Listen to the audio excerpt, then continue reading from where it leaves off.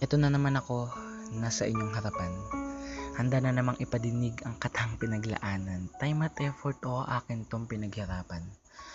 Para lang iparating sa babaeng aking kinabaliwan. Nakakatamad na araw ang sumalubong sa aking umaga.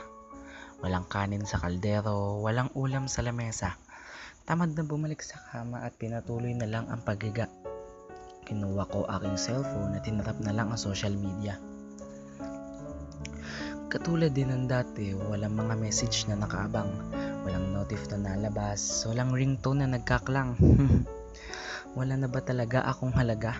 Ganto na lang ba lagi ang bubungad sa pang-araw-araw na umaga? Aking Facebook at Messenger, di ko akalaing inaagyo na.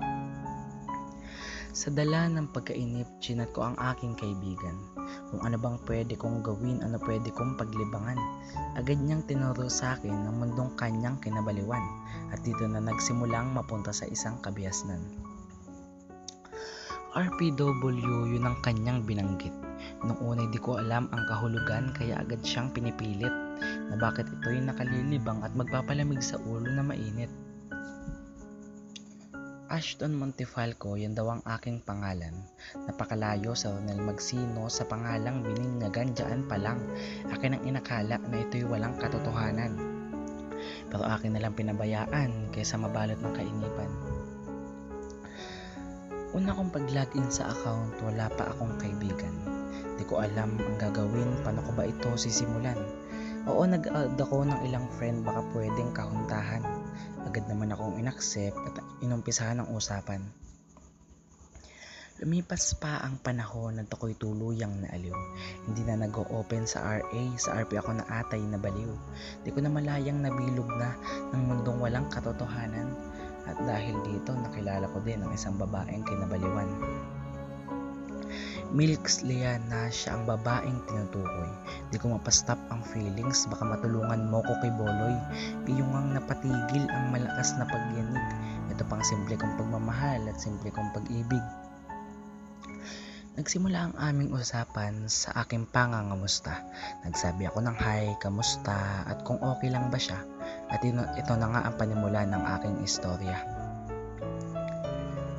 Tuwing gigising sa umaga, siya na ang laman ng isipan. Wala pang hilamos o mumog, sipi agad ang hawakan.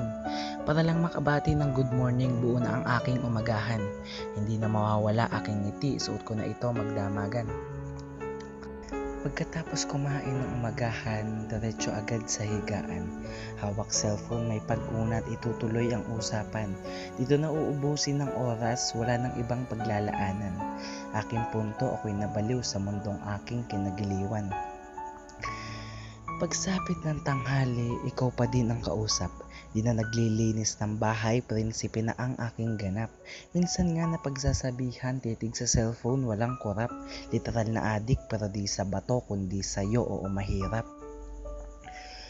Aking ulo at utak, nagmistulan ng bola. Naging bilog, pinaglaruan, parang crossover ni Iguodala.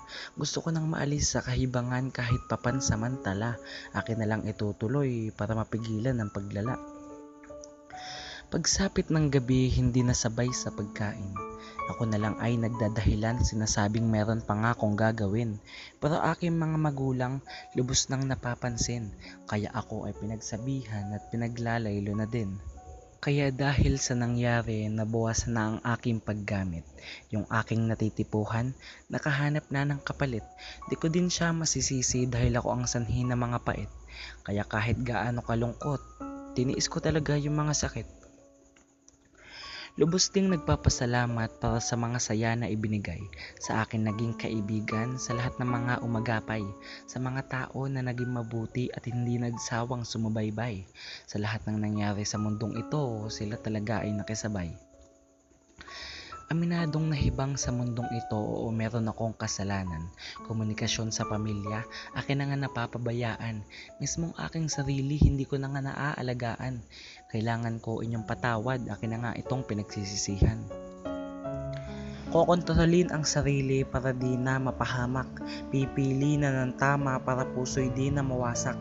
Magigising na sa katotohanan para bang meron akong alarm clock na ang RPW ay walang katotohanan pero puno ng kasiyahan at galak.